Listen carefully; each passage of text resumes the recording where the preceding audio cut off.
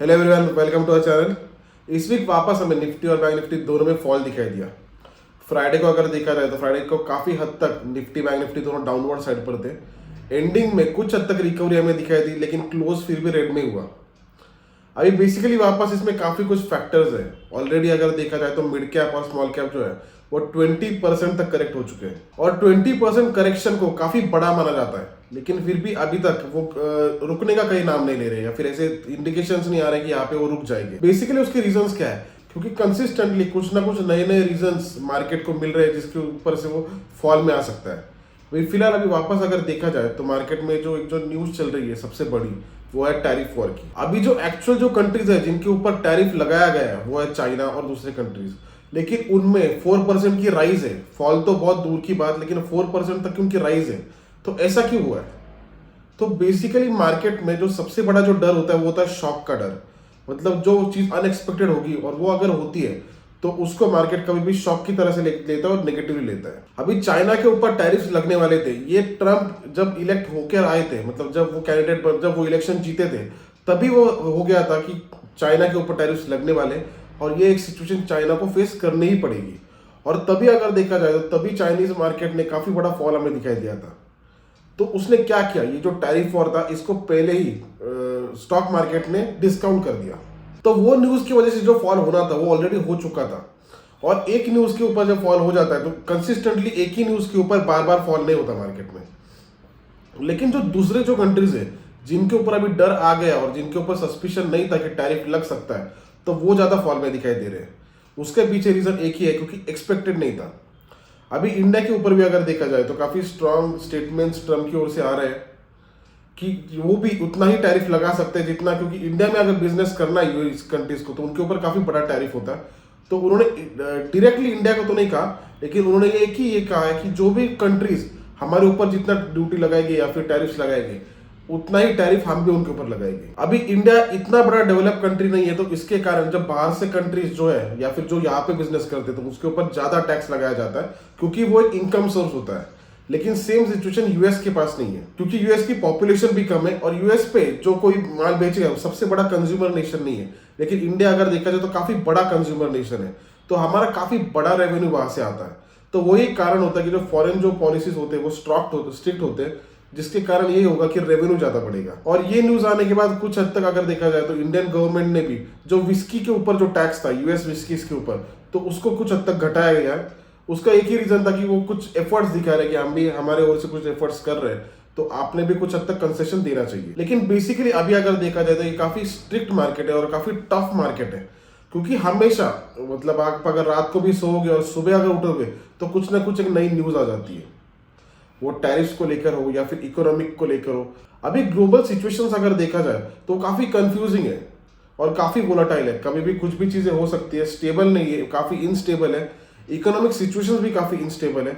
और उसके ऊपर से जो न्यूज आती है, मतलब न्यूज के अभी सबसे बड़ा जो साधन है वो एक ही है कि वो है डोनाल्ड ट्रम्प। उनकी ओर से कुछ ना कुछ नई न्यूज आती है और उसका इंपैक्ट यूएस मार्केट्स पर भी होता है, इंडियन मार्केट्स पर भी होता है। क्योंकि बीच में उन्होंने डिक्लेयर किया कि हम यहाँ पे सबके ऊपर टैरिफ्स लगाने वाले हैं, तो मार्केट में बहुत बड़ा फॉल दिखाई दिया।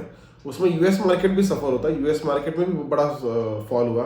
उसके बाद उन्होंने फिर वापस ये कहा कि हमने पोस्टपोन किया, हम इसको एक महीने के बाद देखेंगे, और फिर वापस यूएस मार्केट्स में भी राइज हो गई और इंडियन मार्केट्स पर भी राइज हो गई। तो अभी जिनको ट्रेडिंग में काम करना है उनको काफी एक्टिव रहना चाहिए और काफी जो भी कुछ दुनिया में चल रहा है उसके बारे में काफी इंफॉर्मेटिव रहना चाहिए। तो अभी हम ये देखेंगे कि आने वाले टाइम में कौन से लेवल्स रहेंगे निफ्टी और बैंक निफ्टी में, जिस पे हमारा ध्यान रहना चाहिए। अभी निफ्टी में अगर देखा जाए तो निफ्टी के लिए जो इंपॉर्टेंट जो लेवल है वो ये लेवल है, जो कि कल का फ्राइडे का जो लो था वो कि करीबन 22,850 है, और ये काफी पहले से अगर देखा जाए तो ये काफी इंपॉर्टेंट लेवल थी।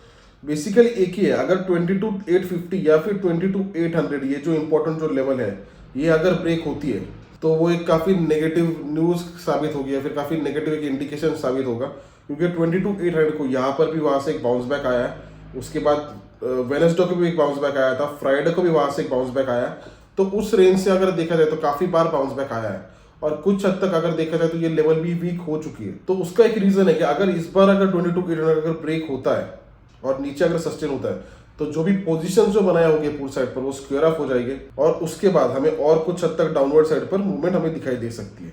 और अगर 22,800 अगर ब्रेक अगर होता है तो फिर नेक्स्ट लेवल जो मेरे हिसाब से रहेगी वो रहेगी 22,500, मतलब और 300 पॉइंट्स की मूवमेंट निफ्टी में आ सकती है, जो कि मुझे लगता है 22,800 अगर ब्रेक होगा तो 22,500 तक मैं आने वाले दिन के लिए ट्रेड लूंगा। मेरा टारगेट वही रहेगा 22,500। और अपवर्ड साइड पर अगर देखा जाए तो जो हाई बनाया था, जो कि ये लेवल है, ये काफी इंपॉर्टेंट लेवल रहेगी, जो कि 23,100 है।